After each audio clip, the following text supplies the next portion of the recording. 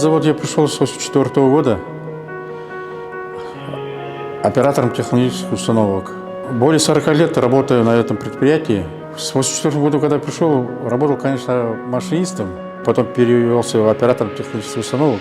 Она более ответственная работа. Ну, как говорится, трудности всегда есть, надо их выполнять вовремя, не нарушать дисциплину. По параметрам, чтобы отклонений никаких не было, не доводить до аварийных ситуаций.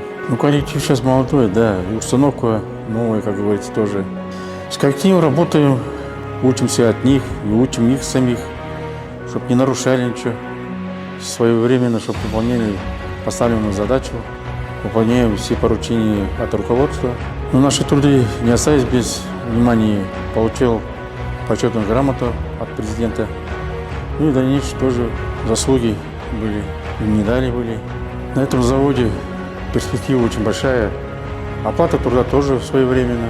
Ну, я не жалею, что я пришел на этот завод. Благодаря этому заводу я уже обрел много знаний. Желаю заводу процветания.